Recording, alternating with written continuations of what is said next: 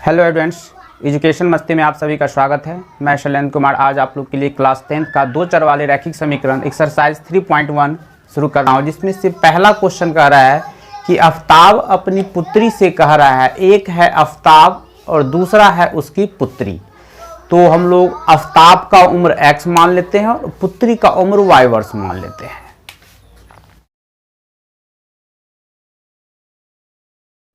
Question में कहा जा रहा है कि अब एक है आफ्ताब और दूसरा है उसकी पुत्री। अब आफ्ताब अपनी पुत्री से कह रहा है कि 7 वर्ष पूर्व मैं तुमसे 7 गुनी थी। तो 7 वर्ष पूर्व, तो आफ्ताब का उम्र 7 वर्ष कितना था? अगर सोचा जाए कि अगर आफ्ताब का उम्र अभी 50 वर्ष है तो 7 साल पहले आफ्ताब का उम्र कितना था? तो 50 - 7 हो जाएगा, क्योंकि पूर्व का मतलब होता है पहले। तो 7 साल पहले, तो अगर हम आफ्ताब का उम्र अभी x मान लिए हैं तो 7 साल पहले आफ्ताब का उम्र कितना हो जाएगा? तो प्रश्न से x है आफ्ताब का उम्र, तो 7 साल पहले आफ्ताब का उम्र हो जाएगा x - 7, और 7 साल पहले उसकी पुत्री का उम्र कितना हो जाएगा? तो इसकी पुत्री का उम्र है y, तो ये हो जाएगा y - 7। अब कहा जा रहा है कि आफ्ताब ये रहा, अपनी पुत्री से कहा था, इससे कह रहा है कि 7 साल पूर्व मैं तुमसे 7 गुनी थी। मैं तुमसे 7 गुनी का मकसद होता है गुना, हमने गुना कर दिया बस। अब इसी को हम लोग आगे बढ़ा ले। x - 7 = 7 को y से मल्टीप्लाई करेंगे तो ये हो जाएगा मेरा 7y - 7 को फिर 7 से करेंगे तो 49, फिर x और ये 7y इधर आएगा, इस तरफ आएगा तो -7y - -7 + 49 = 0। इसको भी हमने इस तरफ ले आया। अब मेरे पास बचा x - 7y + 42 = 0। ये समीकरण एक हुआ। ये हमने इसका बीजगणितीय रूप निकाल लिया। चूंकि हमको इसका बीजगणितीय रूप भी निकालना है और ग्राफीय मेथड से इसको सॉल्व दिखाना भी है। तो अब फिर दूसरी स्थिति में क्वेश्चन में कह रहा है कि 3 वर्ष के बाद, अगर आफ्ताब अभी x वर्ष है तो 3 वर्ष के बाद आफ्ताब का उम्र क्या हो जाएगा? x + 3, यानी x + 3। फिर उसकी पुत्री का उम्र क्या हो जाएगा? तो y था तो y + 3। फिर ये कह रहा है कि मैं तुमसे 3 गुनी हो जाऊंगा। फिर हम लोग क्या करें? x + 3 = 3 को y से करेंगे तो 3y + 3 को 3 से मल्टीप्लाई किया। एक बार हमने इसको इससे मल्टीप्लाई किया और फिर एक बार इसको इससे किया, 3 को फिर 3 से किए तो 9, यानी x, ये 3y इस तरफ आ जाएगा तो -3y + 3 और ये +9 इस तरफ आ जाएगा तो -9 = 0। फिर हम लोग इसको क्या करें? x - 3y और 3 में से 9 घटेगा तो बचा -6 = 0। ये मेरा हो गया समीकरण 2। हमने समीकरण 1 और समीकरण 2 दोनों स्थिति के लिए हमने इसका बीजगणितीय रूप निकाल लिया। अब हमें निकालना है, इसको ग्राफीय विधि से दिखाना है। ग्राफीय विधि से दिखाने के लिए क्या करते हैं? समीकरण 1 से ले रहे हैं। समीकरण 1 है मेरा, समीकरण 1 है मेरा कि x - 7y + 42 = 0। तो x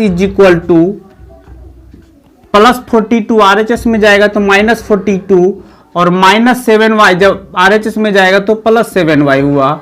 फिर अब हम लोग क्या करेंगे? y का मान अपने इच्छा से, जो ही इच्छा हो वही डाल सकते हैं, कोई दिक्कत नहीं, उसके लिए जो मन हो वो डाल देंगे। अभी हम y का मान तत्काल 5 डाल के देखते हैं। 5 डालेंगे तो क्या होगा? अब आपको यहां देखना है 42, कुछ नहीं करना है, जहां y नजर आ रहा है वहां 5 डाल देना है और कहीं कुछ नहीं करना है। जैसे एग्जांपल के लिए हम बता दें कि x = -42 + 7 × y के बदले में 5 हो गया, यानी -42 और ये 7 को 5 से मल्टीप्लाई की तो 35, ये घट के हो गया मेरा -7, यहां डाल देंगे -7। फिर y के जगह पे हम डाल देते हैं 6 जो ही डालेंगे तो क्या मिल जाएगा हमको, x इज इक्वल टू -42 और +7 इंटू y के बदले में 6, यानी -42 और +42, ये और ये मेरा कैंसिल हो जाएगा, बचेगा यहाँ 0।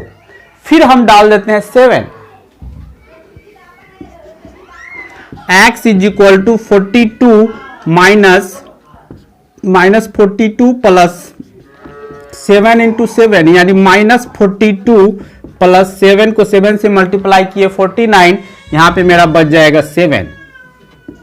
इस तरह से हमने पहले समीकरण के लिए पॉइंट चुन लिया। इस समीकरण में हमने 3 पॉइंट चुना है, और 3 पॉइंट ऐसे 2 पॉइंट से भी काम हो जाता है, लेकिन हम लोग 3 पॉइंट चुनेंगे जिससे हमें यह पता चलेगा कि गलती होगा तो इसके लिए मेरा लाइन सीधा मिलेगा ही नहीं।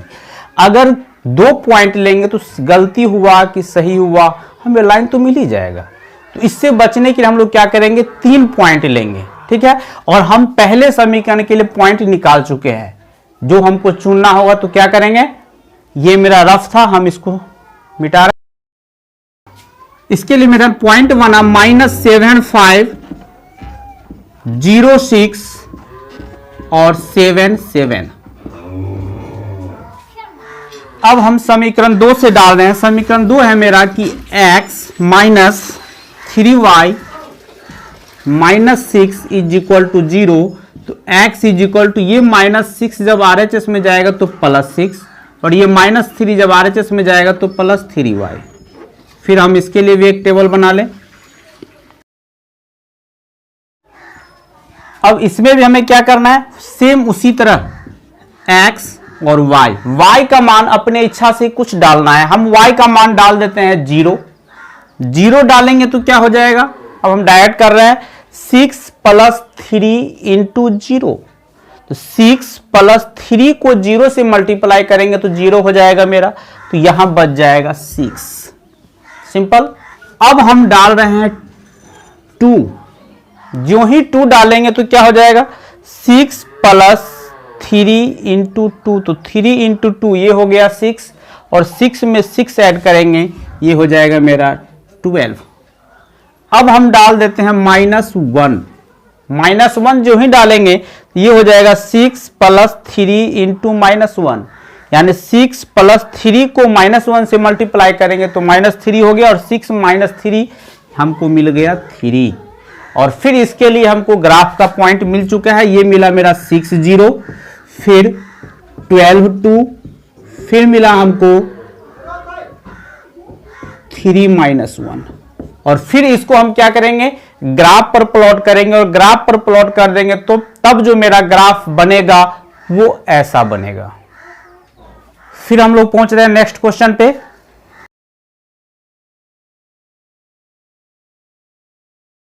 नेक्स्ट क्वेश्चन कहा जा रहा है कि एक क्रिकेट टीम है, उसमें कुछ बल्ले और कुछ गेंद की जरूरत है।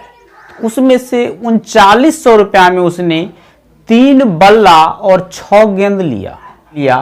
सोच के देखते हैं कि अगर हम एक बल्ले की कीमत x रुपया मान ले तो 3 बल्ले की कीमत कितनी हो जाएगी, 3x। जैसे कि अगर एक बल्ला का कीमत 500 है तो 3 बल्ला का कीमत कितना होगा, 1500 होगा। क्यों, क्योंकि 500 को हमने 3 से मल्टीप्लाई कर दिया। तो सेम उसी तरह अगर एक बल्ला का कीमत हम x मान ले तो 3 बल्ला का कीमत है 3x, और एक गेंद की कीमत हमने y रुपया मान लिया तो 6 गेंद की कीमत 6y रुपया हो जाएगा। हमने मान लिया कि एक बल्ला का मूल्य x रुपया और एक गेंद का मूल्य y रुपया। तो पहली स्थिति में जो क्वेश्चन कहा जा रहा है वो कि प्रश्न से कि 3 बल्ला, एक बल्ला का मूल्य x है तो 3 बल्ला का मूल्य हो गया मेरे पास 3x रुपया, और एक गेंद का मूल्य y रुपया है तो 6 गेंद का मूल्य हो जाएगा 6y रुपया। और क्वेश्चन में कहा जा रहा है कि टोटल होता है 3900 रुपया। तो टोटल के लिए हम क्या करेंगे, टोटल के लिए हम दोनों को ऐड कर देंगे। यूं ही ऐड करेंगे तो हमें रिजल्ट मिल जाएगा 3900 रुपया। यही हो गया मेरा समीकरण 1। फिर क्वेश्चन में कहा जा रहा है कि एक और बल्ला, अब एक बल्ला मांगा जा रहा है, तो एक बल्ला के लिए हो गया मेरा x रुपया और 2 गेंद मांगा जा रहा है, तो 2 गेंद के लिए हो गया 2y रुपया, और दोनों को जब ऐड कर देंगे तब जाके हमको मिलेगा इसमें 1300 रुपया। ये हो गया मेरा समीकरण 2। अब हम क्या करेंगे, समीकरण 1 और 2 दोनों के लिए ग्राफ का पॉइंट चुनेंगे। अब हम लोग क्या करें, समीकरण 1 के लिए ग्राफ का पॉइंट चुन रहे हैं पहले।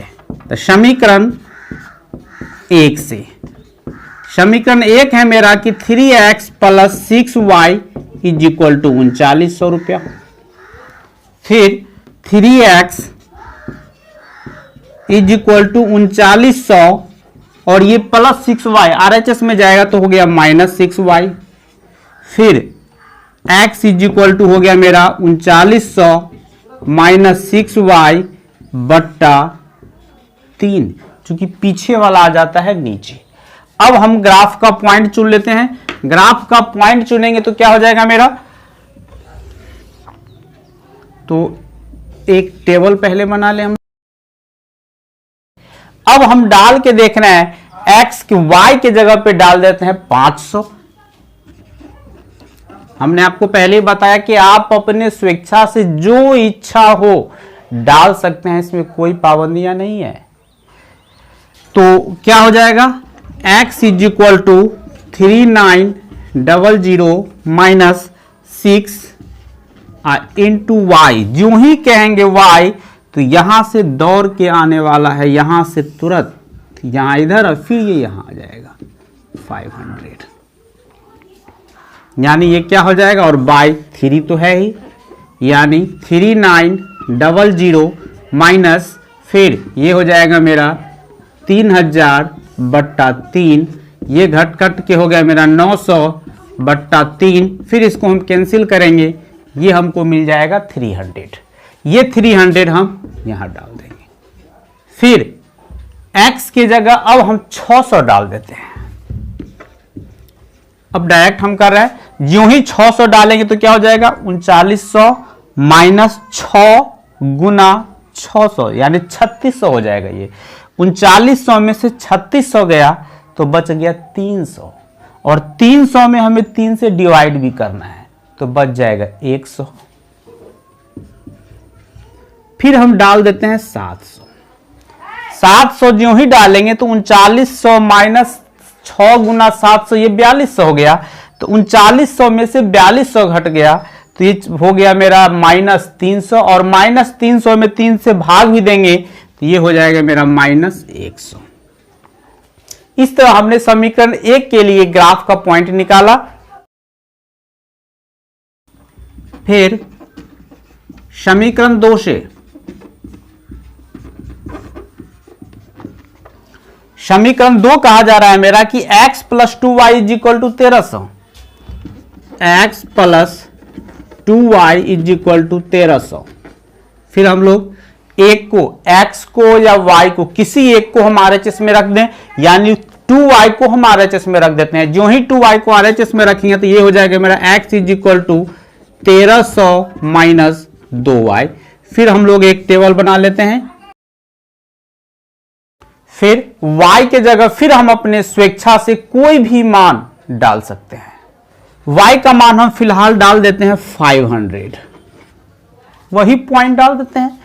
जो ही y का मान 500 डालेंगे तो 500 डालते ही हमको क्या हो जाएगा, 1300 माइनस 2 गुना 500, यानी 1300 माइनस 2 गुना 500 1000 हो गया, और 1300 में से 1000 चल गया तो मेरे पास बचा 300।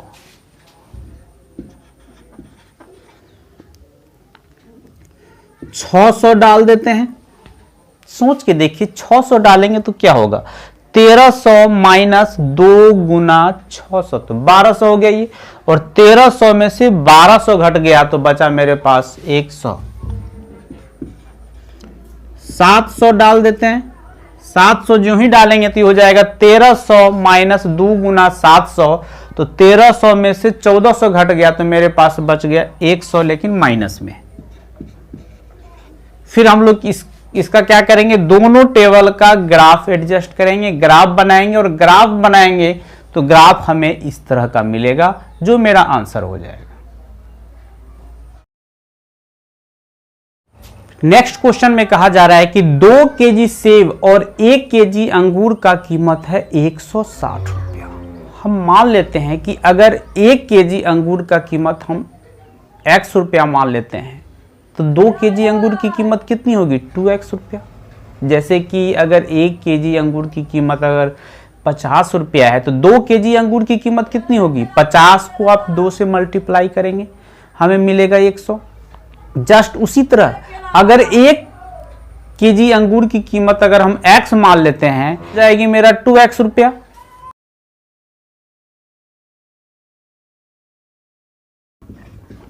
हमने मान लिया कि 1 केजी सेब का मूल्य है, अंगूर का मूल्य है x रुपया और 1 केजी सेब का मूल्य है y रुपया। क्वेश्चन में कहा जा रहा है कि 2 केजी सेब, प्रश्न से 1 केजी सेब का x है तो 2 केजी सेब का हो गया मेरा 2x, सॉरी 1 केजी अंगूर का मूल्य x रुपया तो 2 केजी अंगूर का मूल्य हो गया 2x रुपया। 1 केजी सेब का मूल्य y रुपया कह रहा है और क्वेश्चन में कह रहा है कि 2 केजी अंगूर और 1 केजी सेब दोनों का मूल्य एडजस्ट करके जोड़ करके है 160 रुपया। यही मेरा समीकरण 1 बन गया। और फिर क्वेश्चन में कह रहा है कि 4 केजी सेब अंगूर और 2 केजी अंगूर, फिर 4 केजी अंगूर की कीमत कितनी होगी, 4x रुपया, और 2 केजी सेब का मूल्य कितना होगा, 2y रुपया। और तब जाके क्वेश्चन में कहा जा रहा है कि दोनों को आपको क्या कर देना है, एडजस्ट करने के बाद हमें मिलेगा 300 रुपया। समीकरण 1 और 2, और समीकरण 1 और 2 आपको मिल चुका है। और इस दोनों समीकरण के लिए आप ग्राफ का एक टेबल बनाएंगे और ग्राफ का टेबल बनाने के बाद फिर उसको आप ग्राफ प्लॉट करेंगे। ग्राफ प्लॉट करेंगे तो देखेंगे कि आप उसका ग्राफ कैसा आता है। ग्राफ इसका इस तरह का आएगा। उम्मीद है कि ये एक्सरसाइज 3.1 आप लोग से तैयार हो गया और अच्छी तरह से समझ में आया। अगर आपको हमारा ये वीडियो समझ में आया हो, अच्छा लगा हो तो हमारे चैनल को लाइक करें, शेयर करें और सब्सक्राइब करें। धन्यवाद।